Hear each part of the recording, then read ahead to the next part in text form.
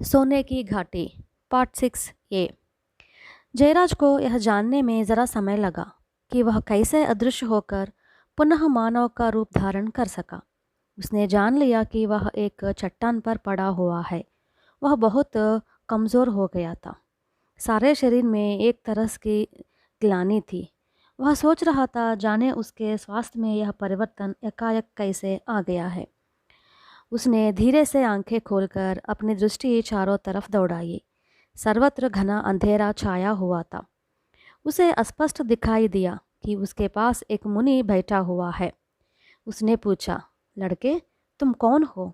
शताब्दियों से बंद इस गुफा का द्वार पार कर तुम मेरे पास कैसे पहुंच गए? मुनि ने विस्मय से पूछा। शताब्दियों से? इसका मतलब कि आप शताब्दियों से इस गुफा से बाहर निकले ही नहीं। जयराज ने उठकर बैठते हुए पूछा।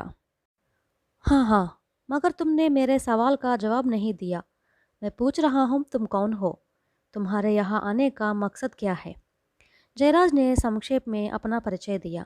सारा वृत्तांत सुनकर मुनि अविचल बैठकर ध्यानमग्न हो गया। 1 घंटा बीतने पर उसने फिर अपनी आंखें खोली। तब तक जयराज उसके सन्निध बड़ी शांति अनुभव करते हुए बैठा रहा। आंखें खोलकर मुनि ने जयराज के सिर पर हाथ फेरते हुए कहा, बेटा, तुम पवित्र आत्मा हो। इसीलिए अदृश्य रूप में प्रवास करने वाले तुम सीधे मेरे ओर आकृष्ट हो गए और गुफा में प्रवेश कर पाए। मुनि की बातें सुनकर विनोद को ऐसा प्रतीत हुआ मानो उसकी सारी कमजोरी जाती रही। उसकी नस नस में शांति एवं आनंद व्याप्त हो गया। चलो बाहर चले, तुमने नया प्रदेश दिखाऊं। मैंने भी बहुत लंबे अरसों से यह प्रदेश नहीं देखा है। यह कहकर मुनि आगे बढ़ा। दोनों गुफा के मुखद्वार तक पहुँचे। जयराज ने द्वार का ढके चट्टान को हटाना चाहा, पर वह उसे ज़रा भी हिला नहीं पाया। मुनि को उस पर दया आई।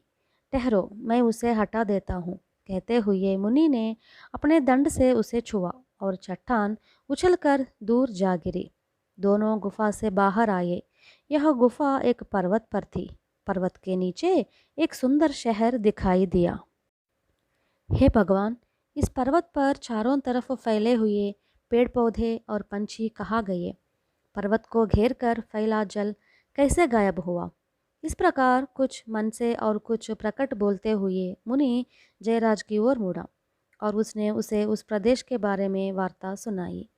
किसी समय उस प्रदेश में भयंकर जंगल फैला हुआ था। उसके परिसर में मुनि को छोड़कर अन्य लोगों का निवास न था।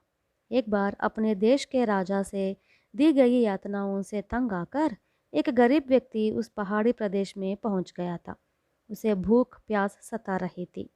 ऐसे में उसे एक हरे भरे पहाड़ पर कुछ पक्षी कोई फल खाते दिखाई दिए।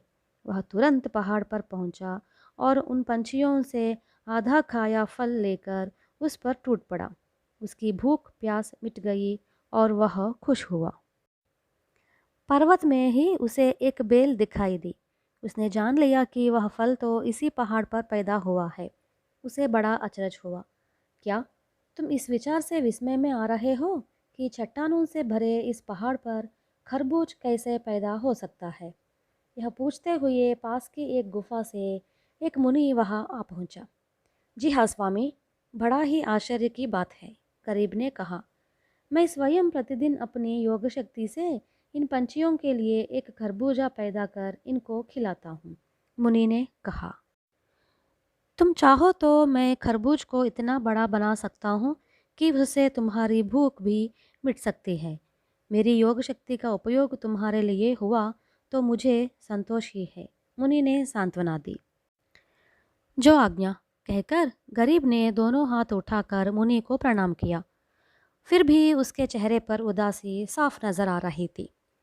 उसे देख मुनि ने पूछा, तुम्हारी भूख प्यास की समस्या तो हल हो गई, अब यह उदासी क्यों? आपने मेरा बहुत बड़ा उपकार किया। समझ में नहीं आता कि आपके प्रति अपनी कृतज्ञता कैसे व्यक्त करूं। यह मेरी पहली चिंता है और मेरी दूसरी चिंता यह है कि मेरी अपनी भूख प्यास की कोई समस्या नहीं रही, मगर मेरा परिवार वहाँ अपने दिन कैसे काट रहा होगा? मैं अकेला यहाँ खाता रहूं और उधर परिवार के लोग भूखे रहे तो मैं यह कैसे बर्दाश्त करूं? उनके प्रति भी तो मेरा कर्तव्य है ना स्वामी जी।